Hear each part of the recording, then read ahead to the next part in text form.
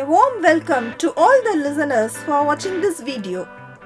Today I am here with an interesting and a most essential topic of this hour. As we know, today's world is moving fast. There are tremendous of opportunities in front of each and every individual in all the fields, in education, in vocation and whatnot. So it is the duty of a person to pick up the right choice.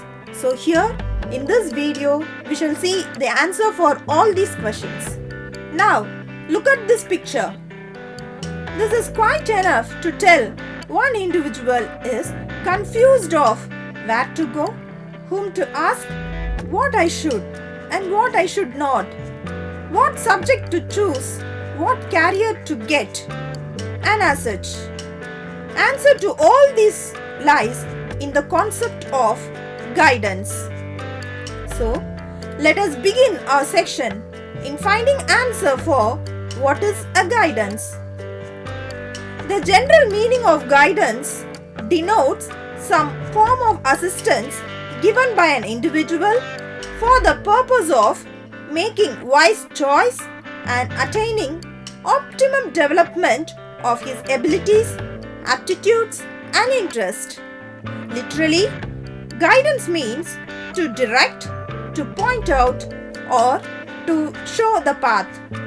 It is the assistance or help rendered by a more experienced person to a less experienced person to solve certain major problems of the individual. It is the nature of personal help which is given by an individual to some other individual to enable him to find adjustment with his physical and social environment, solve problems of life and thus live well in the society. Now, I hope you might have got the answer for what is a guidance. Next, we shall move to the definition of guidance. According to Arthur Jones, guidance is a personal help that is designed to assist a person to go somewhere and do something. Next, according to Jones, guidance is the personal help that is given by one person to another in developing life goals, in making adjustment and in solving problems that comfort him in the attainment of goals. Next, according to Rutstein, guidance is the process of helping every individual through his own efforts to discover and develop his potentialities for his personal happiness and social usefulness. Now, we shall see some of the aims of guidance. To understand about oneself and his environment. To make use of most of one's capacities, interest and other potentials. To adjust oneself satisfactorily to the varied situations within his total environment. To make one's own unique contribution to society to the fullest possible extent. To develop the ability to make one's own decision wisely and solve his problems independently. These are some of the aims of guidance. Now, we shall discuss some important principles of guidance. First principle is, guidance is a lifelong process. Yes, it is a continuous process which starts from childhood and continues till death.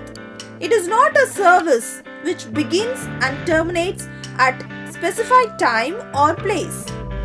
Next, guidance lays emphasis on individualization. It emphasizes that each individual should be given freedom to shape his personality and he should be guided whenever the need arises. Next, guidance gives importance to self-direction. Guidance makes the individual better adjustment to his environment and leads to self-reliance and self-direction. Next principle is, guidance is based on cooperation. Guidance is based on mutual cooperation of individuals. No one can be forced to seek guidance without the consent of the individual himself.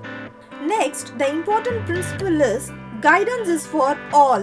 Guidance looks towards the development in each individual's potentials. Although maladjustment students receive more of counselors' time, but the basic principles of guidance is that it should not be available to the few but rather to many. Next, guidance is an organized activity. Yes, guidance is not an incidental activity. In spite of being a broad-based program, it has a definite purpose to achieve. It is therefore a systematic and a well-organized activity. Here in guidance workers need special preparation. The specialists need considerable background study in psychology, including child and adolescent development, mental hygiene, and some coursework with practical experience. Next, guidance is flexible.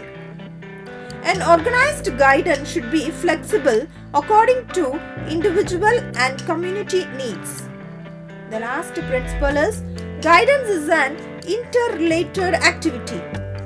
Effective guidance needs complete information about the individual because it is difficult to see any problem in isolation without correlating it with the total program. So, these are some important principles of guidance. I hope you might have got a clear understanding of what is a guidance, its aim and principles in this video. Thank you so much.